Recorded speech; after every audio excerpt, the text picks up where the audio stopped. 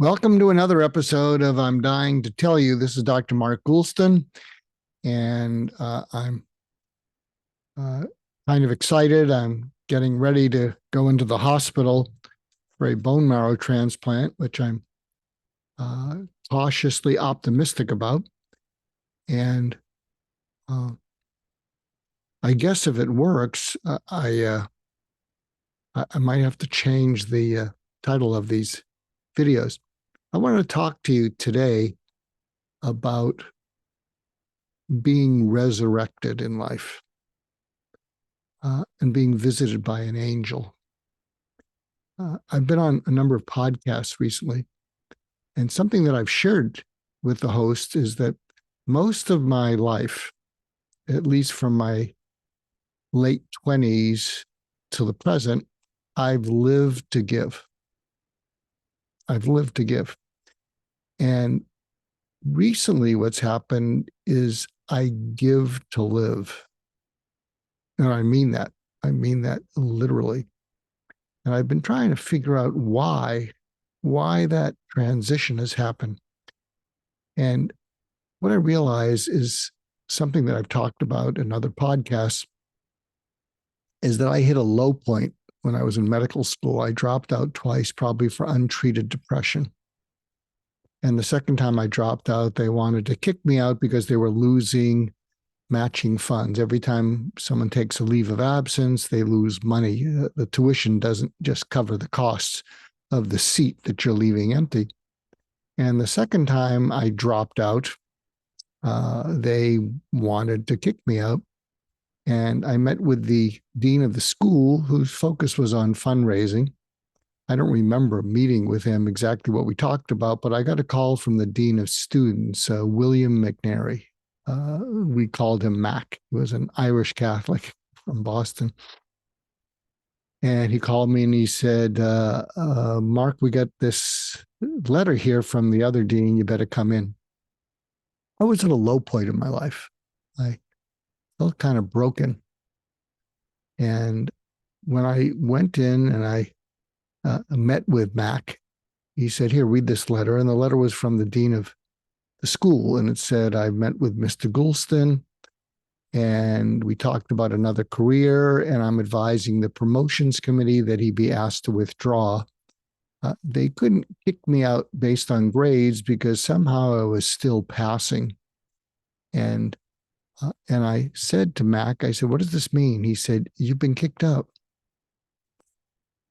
And what happened is I cratered it in front of him, meaning I went,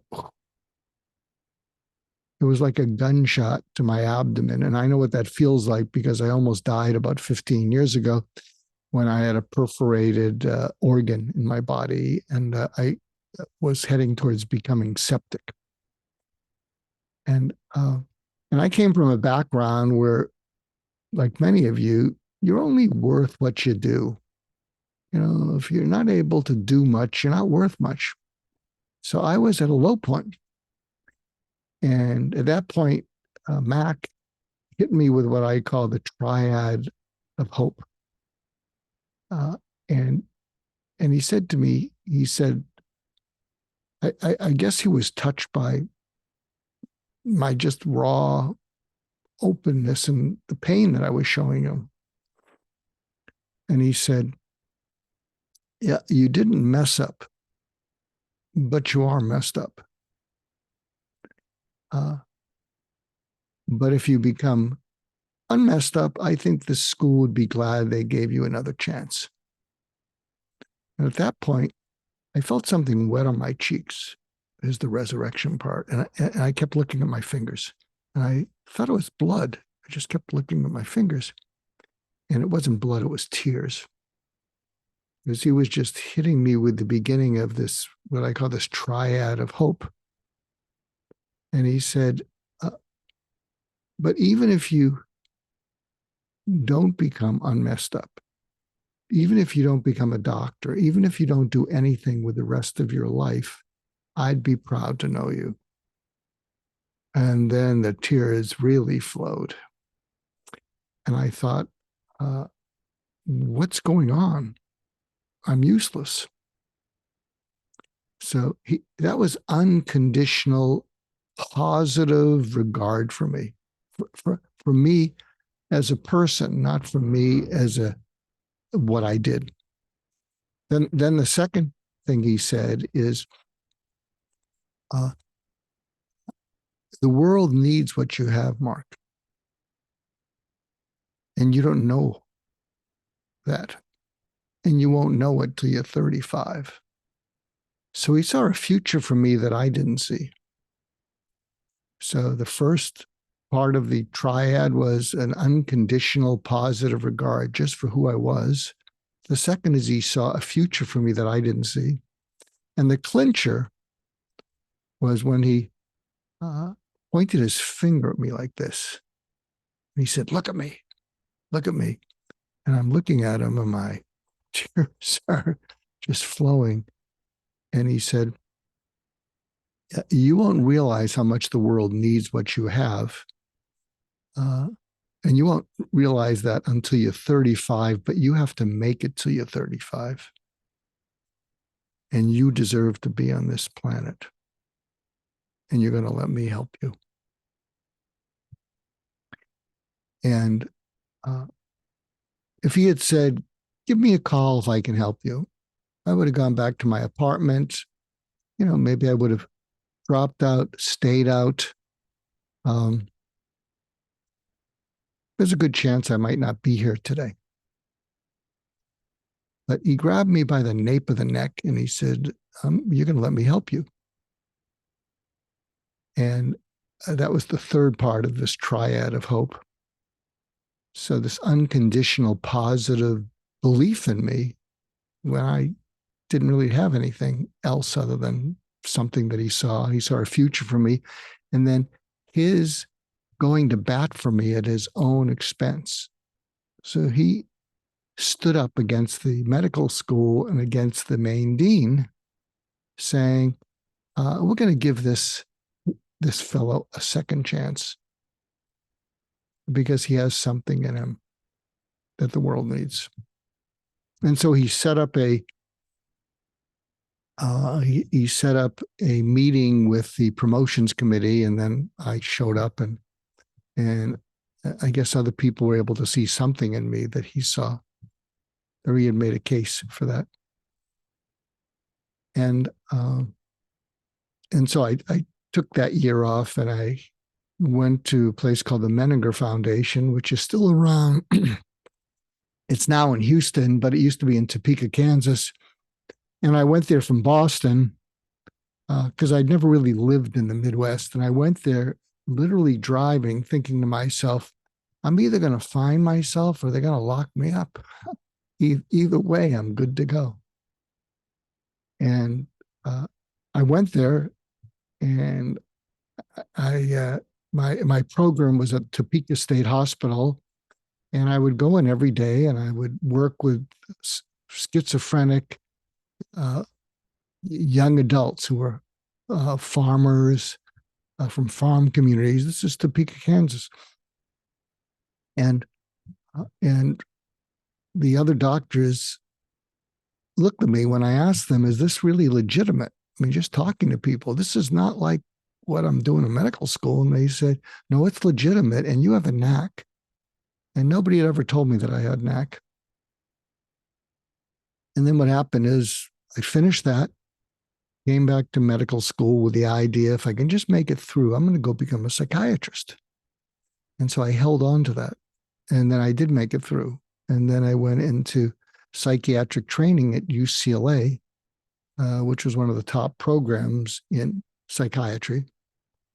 And one of my other early mentors was a pioneer in death and dying, Dr. Ed Schneidman, in suicide prevention and also visiting dying patients, doing house calls.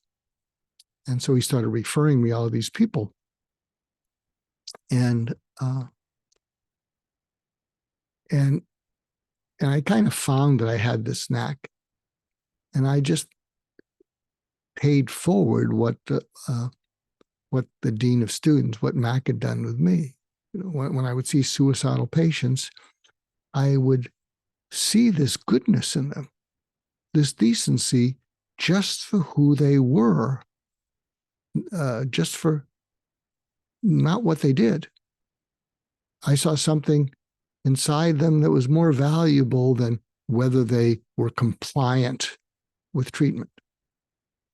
And then it was my responsibility to help them see that in them, help them see that they had a future. And then I would grab them by the nape of the neck and basically say, "You're not going anywhere." And so I paid it forward, what Mac had done to me.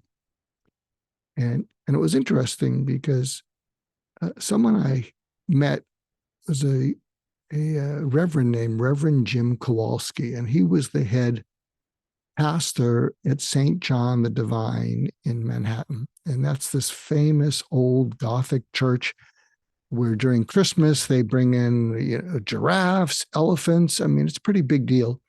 And I was sharing this story with him. And I'm not Catholic, I'm not Christian. And as I was sharing it with Jim, I got this warm rush all through me. I mean, I just warmed up as I told him the story of Mac. And I said, "Jim, he was an angel. He was literally an angel sent into my life to save it." And I just felt it all through me. And Jim said to me, "Yes, he was an angel. Yes, he was an angel, Mark." And when an angel comes into your life, you kind of walk differently. And I'd shared with Jim kind of what I was doing to pay it forward and all these suicidal patients I was seeing and doing house calls to dying patients. And then he said something, and this feels a little bit like boasting, but I'm just going to share it because it's what he said to me. He said, "Mark, you're an angel." I said, "What?" He said, "Mark, you're an angel, what you're doing." You know, and part of that, I was well into my living to give phase of my life. And I told him, I said, "Look, I'm not even the right religion. And I am not willing to accept what you just said. Although I'm not entirely rejecting it." And ever since then, I've walked differently in the world. It's not something I was consciously aware of, but I walked differently in the world with this living to give. And to me, I was just paying it forward what Mac had done for me when I was in med school. But I'm sharing this with you because I have crossed over to giving to live. And one of the reasons I'm recording these episodes is because I just want to share things that I hope will inspire you, lift you up, help you live a better life, help you live a more loving life. Because as excited as I am about having this procedure around the corner, there's a possibility that it could affect my creativity. It could affect how articulate I am. I could have a little bit of brain fog. And I've already had a taste of that. And I was able to function. I could get through the day, but I wasn't able to share the things that I'm sharing with you. So that's one of the reasons I'm pushing these things out and feel kind of an urgency. And today I'm talking more slowly than I usually do. And I hope that's not brain fog, but we'll see. So I just wanted to share that with you because I give to live. And what I would like you to take from this is, how would your life be different if you lived to give to others? In fact, if every day you can say to yourself at the end of it, I made the world a little bit better by giving more than I took from it. So I hope that's something that you'll be able to take from this and start practicing it. And if you do, as always, I'd welcome your comments. When I go into the hospital, especially if I go into some brain fog, I'm probably going to look at some of these videos myself and say, who was that guy? So thanks again for tuning into these, and I hope you find them helpful. And I'll keep throwing some of them up before I go into the hospital. So until then, take care.